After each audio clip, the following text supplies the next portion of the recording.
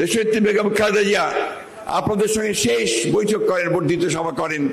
আপনাদের নিশ্চয়ই অনেকেরই মনে থাকার কথা, হোটেল দ্য মেরিডিয়ানে কারাগারে যাওয়ার আগের মুহূর্তে তিনি সেই সভা করেছিলেন এবং সেখানে তার বক্তব্যে তিনি স্পষ্ট করে বলেছিলেন যে আমি হয়তো আপনাদের মধ্যে থাকবো না, হয়তো এই ফ্যাসিস্ট সরকারের কোপানোর পরে আমাকে কারাগারে যেতে হবে, কিন্তু আপনাদের আমি নির্দেশ দিয়ে যাচ্ছি, অনুরোধ করছি যে আপনারা গণতন্ত্রকে পুনরুদ্ধার করবার জন্য আপনাদের এই আন্দোলন আপনারা কখনো বন্ধ করবেন না।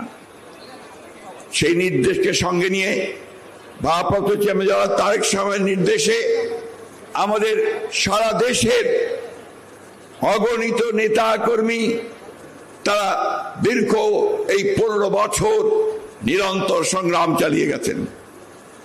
তারা প্রমাণ করেছেন যে একটি গণতান্ত্রিক দল এবং একটি আইন মেনে চলা, সংবিধান মেনে চলা একটা রাজনৈতিক দলের উপরে যে নির্মম নির্যাতন নিপীড়ন এসেছে, তারপরেও শহীদ প্রেসিডেন্ট জিয়া রহমানের সৃষ্ট এই দল, যিনি আমাদেরকে নতুন করে পথ চলতে শিখিয়েছিলেন, বাংলাদেশের মানুষকে নতুন পথের দিশা দেখিয়েছিলেন, নতুন করে গণতন্ত্রকে পুনঃপ্রতিষ্ঠিত করেছিলেন, সেই নেতা আমাদের স্বাধীনতার ঘোষক শহীদ প্রেসিডেন্ট জিয়া রহমানের উত্তমের নির্দেশিত পথে আমরা সামনের দিকে এগিয়ে গণতন্ত্র প্রতিষ্ঠার কাজ করে চলেছি। বন্ধুগণ,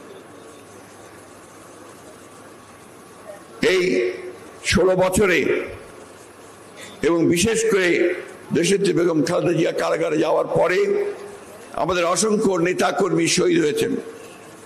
সেই শোক প্রস্তাব নেওয়া হয়েছে। আমাদের অসংখ্য নেতাকর্মীকে গুম করা হয়েছে, আমাদের অসংখ্য নেতাকর্মীকে পঙ্গু করে দেওয়া হয়েছে, 60 লক্ষ মানুষের বিরুদ্ধে মিথ্যা মামলা দেওয়া হয়েছে।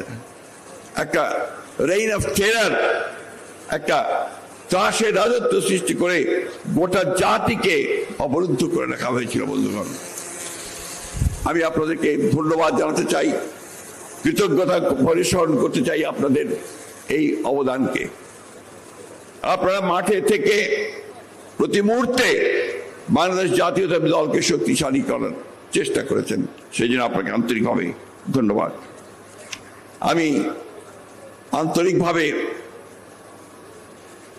শ্রদ্ধা জানাতে চাই এই গণতন্ত্রকে পুনরুদ্ধার করার আন্দোলনে আমাদের যে সমস্ত নেতা কর্মী প্রাণ হারিয়েছেন, বিশেষ করে জুলাই আগস্টের এই যে উত্তাল আন্দোলনে, গণ অভ্যুত্থানে যারা শহীদ হয়েছেন ছাত্র জনতা, তাদের সকলকে শ্রদ্ধা জানাচ্ছি।